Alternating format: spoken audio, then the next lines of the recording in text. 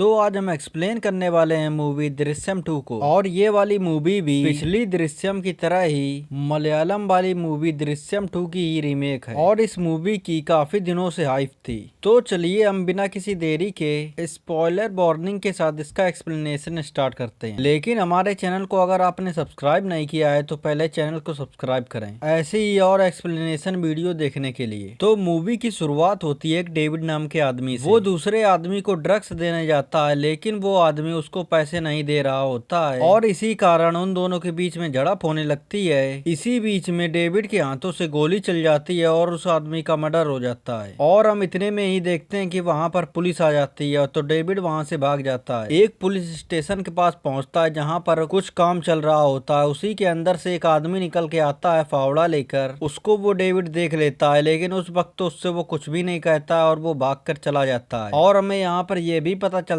है कि वो जो आदमी फावड़ा लेकर बाहर आया था विजय सलगांवकर होता है जो सैम की बॉडी को दफना कर वापस आ रहा था। और डेविड भागते भागते अपने घर पर पहुंच जाता है और उसको लगता है कि पुलिस अब उसके पीछे नहीं है, लेकिन अचानक से पुलिस उसके पीछे आ जाती है और उसको घर से अरेस्ट कर लेती है। फिर हमको सीन दिखाया जाता है 7 साल बाद का। वहाँ पे हमें पूरी विजय की फैमिली दिखाई जाती है और हम वहाँ पर ये भी देख पाते हैं कि विजय की फैमिली को अब भी डर है कि सैम की बॉडी कहीं पुलिस को मिल ना जाए, क्योंकि पुलिस वाले इधर उधर खुदाई करा ही करते हैं। इसीलिए उसकी फैमिली को हमेशा ये डर बना ही रहता है। और वहीं पर विजय की बेटी अंजू को भी दौरे पड़ते रहते हैं इस बात को सोचते हुए। और फिर हम देखते हैं कि विजय की फैमिली अब किसी से कोई भी ज्यादा मतलब नहीं रखती है जब से ये हादसा हुआ था उनके साथ। और हम यहाँ पर यह भी देख पाते हैं कि विजय पहले एक केबल ऑपरेटर हुआ करता था लेकिन अब उसका एक खुद का थिएटर, क्योंकि विजय को भी काफी ज्यादा फिल्में देखने का शौक होता है तो वो एक फिल्म को प्रोड्यूस करना चाहता है और इसी कारण वो एक बड़े डायरेक्टर से भी मिलता है और उस स्क्रिप्ट को भी विजय ने ही लिखा होता है। लेकिन उस मूवी पर कहानी इसलिए नहीं चालू हो पा रही थी कि उन दोनों को इस एंडिंग से कोई भी संतुष्टि नहीं मिल रही थी। इसी के लिए वो दोनों इस एंडिंग को बदलना चाह रहे थे, इसीलिए उनकी मूवी का कोई भी काम शुरू नहीं हो पा रहा था। और हम अगले सीन में देखते हैं गायकोंडे को जो कि 7 सालों से सस्पेंड है। अब इतने दिनों के बाद उसको आईजी सर ने अपने ऑफिस में बुलाया है क्योंकि विजय सालगांवकर का जो केस था वो फिर से रीओपन होने वाला है। और तभी हम देखते हैं आईजी सर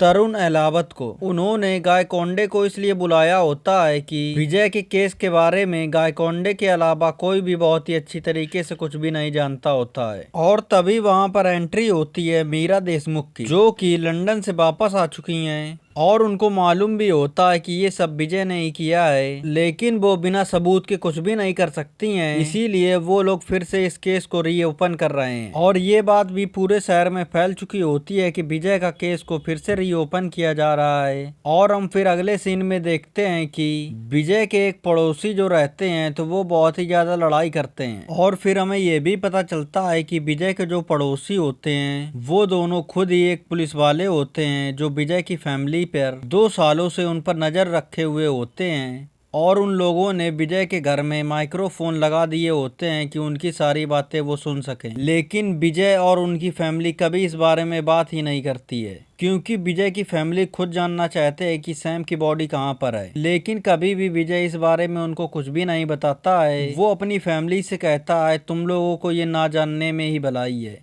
और हम अगले सीन में देखते हैं कि आईजी सर विजय की केस की छानबीन करना शुरू करते हैं और वो कई लोगों से पूछताछ भी करते हैं, लेकिन उनको कुछ भी ऐसा सॉलिड एविडेंस नहीं मिल रहा था जिससे वो कुछ भी विजय का कर पाएं। तो आईजी सर जो होते हैं वो काफी ज्यादा दिमाग लगा देते हैं। वो अनाउंस करा देते हैं कि जो भी उनको कुछ भी जानकारी ला कर देगा तो उसको 5 लाख रुपए दिए जाएंगे। और हम अगले सीन में देखते हैं कि डेविड चाय पीने चाय के इंस्टॉल पर आया हुआ होता है तो वहीं पर बात चल रही होती है विजय के केस के बारे में। और वहीं पर यह भी पता चलता है कि पुलिस को उस रात की जो भी जानकारी देगा तो उसको 5 लाख रुपए दिए जाएंगे। डेविड 7 सालों के बाद जेल से छूटकर आया हुआ होता है। उसके घर की हालत ठीक नहीं होती है तो वो अपनी परेशानियों को दूर करने के लिए वो पुलिस के पास पहुंच जाता है और आईजी सर से कहने लगता है कि मैंने देखा था विजय को उस रात को। लेकिन आईजी सर कहते हैं तू झूठ बोल रहा है, लेकिन वो इस बात को वो मनवा ही देता है कि वो सच बोल रहा है। लेकिन डेविड आईजी सर से कहता है मैं 5 लाख रुपए नहीं लूंगा, मैं लूंगा 25 लाख रुपए, तब जाकर मैं इस बात को तुम्हें बताऊंगा। तो वहीं पर मीरा देशमुख होती हैं तो वो 25 लाख रुपए देने के लिए तैयार हो जाती हैं। तो डेविड उनको बताता है कि आप जहां पर खड़े हैं वहीं पर सैम की लाश दफन है। तो इस बात को सब ऐसे मजाक में समझते हैं, लेकिन डेविड उनको बताता है कि उन दिनों पुलिस स्टेशन में कंस्ट्रक्शन का काम चल रहा होता है, इसीलिए विजय ने इसी जगह उस लाश को दफन किया था।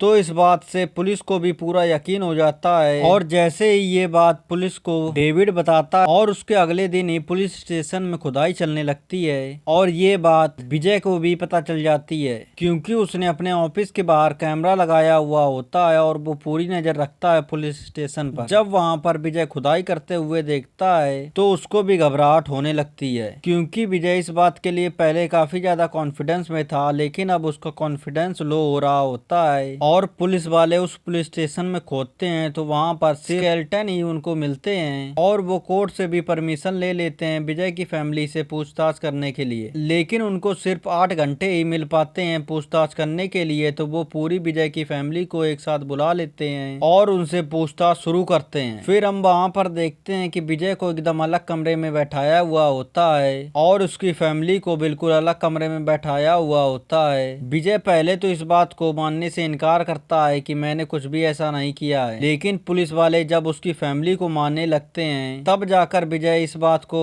कबूल करता है कि मैंने ही बॉडी को वहाँ पर पुलिस स्टेशन में छुपाया हुआ था। तो वहीं पर जाकर विजय का कन्फेशन रिकॉर्ड हो जाता है और इस कन्फेशन को कोर्ट में दिखाया जाता है। जो वहाँ पर विजय की लॉयर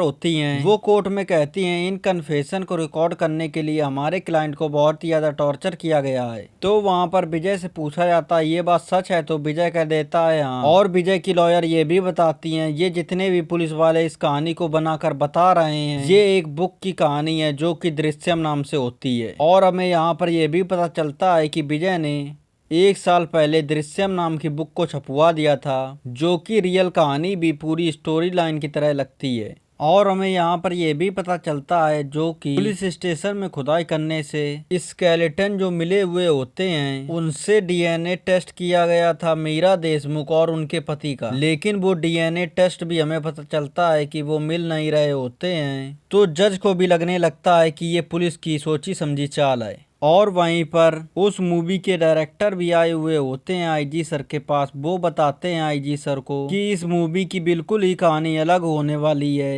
क्योंकि हीरो को पता होता है कि ये बॉडी कभी ना कभी पुलिस वालों को मिल जाएगी, इसीलिए हीरो ने पहले ही प्लान तैयार कर रखा था। और जब से समीर देशमुख की मौत हुई होती है तभी से विजय उसके ही जैसे एक हाइट वाले और वेट वाले आदमी को ढूंढ रहा होता है कि ऐसे ही विजय की तलाश खत्म होती है एक चर्च वाले आदमी के साथ, क्योंकि वो बॉडी का ही काम करता हुआ होता है और उसको ऐसी ही बॉडी मिल जाती है। और उस आदमी की विजय पैसों से मदद करता रहता है, इसीलिए वो सारे काम विजय के कर देता है। और विजय जो उस आदमी के पास से स्केलेटन लाया हुआ होता है वो रात में जाकर समीर देशमुख के स्केलेटन से बदल देता है और वो जाकर समीर देशमुख के जो स्केलेटन होते हैं उनको पूरी तरह से डिस्ट्रॉयड कर देता है। इसीलिए जो डीएनए टेस्ट आई हुई होती है वो बिल्कुल ही अलग होती है और विजय बिल्कुल ही साफ तरीके से उस केस से बच जाता है। और इसी के साथ ये मूवी भी यहाँ से खत्म हो जाती है।